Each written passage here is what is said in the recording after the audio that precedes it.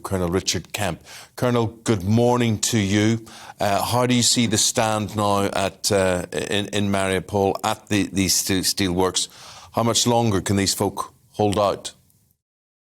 I don't think much longer. I think the Russians are now irritated with the amount of time it's taking to finally reduce Mariupol. And I think Mariupol effectively is defeated, is in Russian hands now, with the exception of some fighters who are remaining to provide a form of resistance. But it's not very effective, and it won't stop the Russians doing anything they need to do. But they just do need to get rid of them. So I think they will use, maybe, as we're hearing already today, increasing ferocity to clear them out of there. And it probably won't take much longer. I've heard talk of Russians considering flooding the cellars and the chambers that they're hiding in order to either drown them or flush them out. And I think that's quite a likely possibility if they haven't already done it.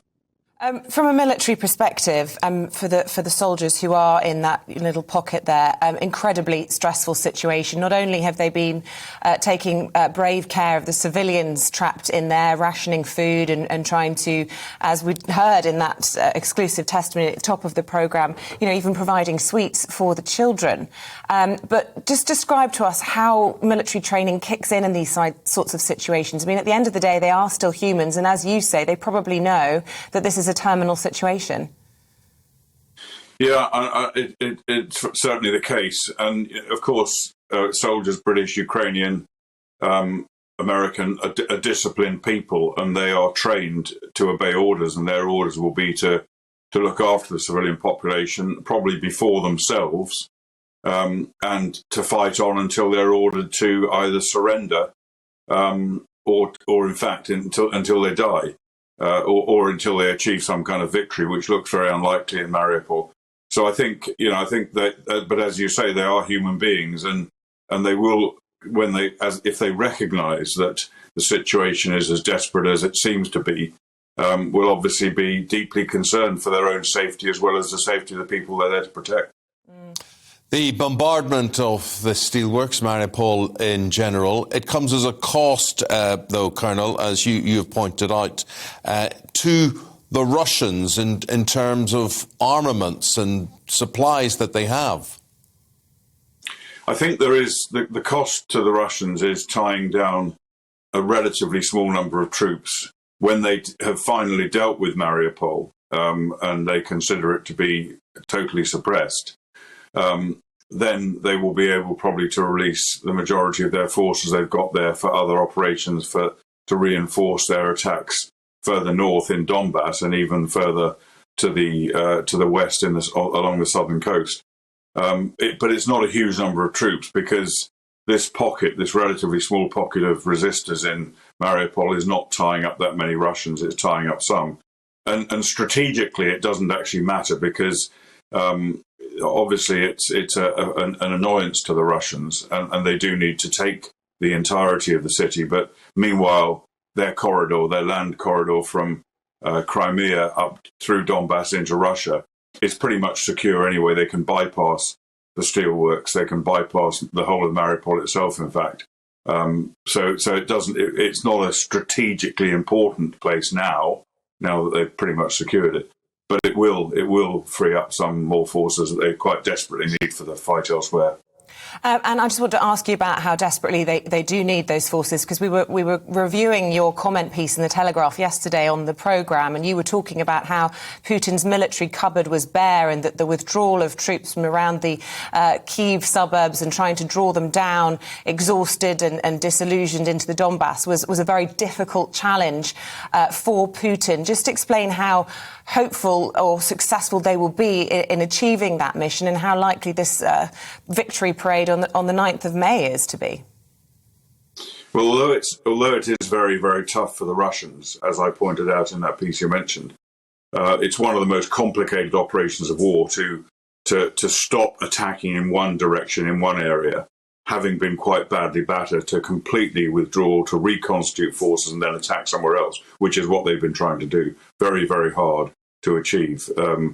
But unfortunately, I think they will achieve it. I think they will, in due course, capture the whole of the Donbass as they're intending to. I don't know how long it'll take. It could be a long time. But meanwhile, they are pummeling the hell out of Ukrainian forces with vast quantities of artillery. And their tactic is to batter them with artillery, to kill as many of them as they can, to give them shell shock, to keep them pinned down, and then progressively, without risking too much exposure to Russian troops, to move in on the ground and kill those that remain, and or get them to surrender.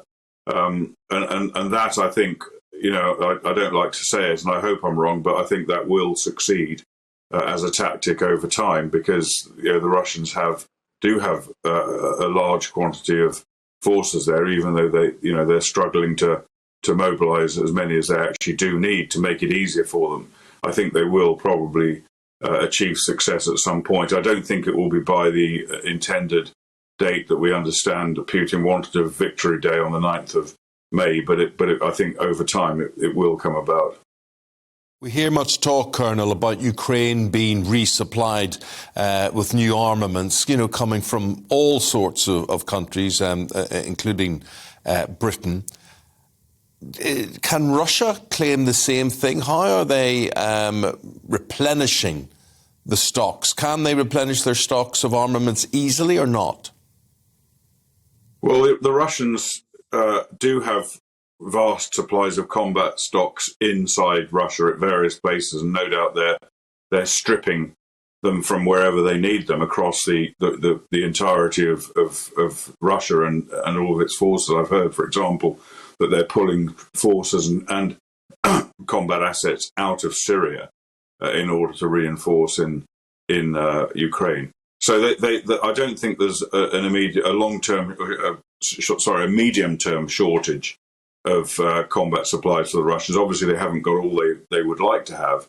And their biggest problem, I believe, is actually getting the stuff to the front line, because they seem to be, for reasons that are not entirely clear, they seem to be pretty inept at, as they are at tactics, they're pretty inept at logistics. They don't really seem to be able to get stuff forward. And part of that relates to, bad maintenance, bad state of repair of some of their trucks that they've been using to manoeuvre equipment, etc. forward. It will become easier for them now that the weather is warming up, and that the ground that they're trying to manoeuvre across is not quite so muddy and so difficult, particularly as they found further up north when they were moving on Kiev.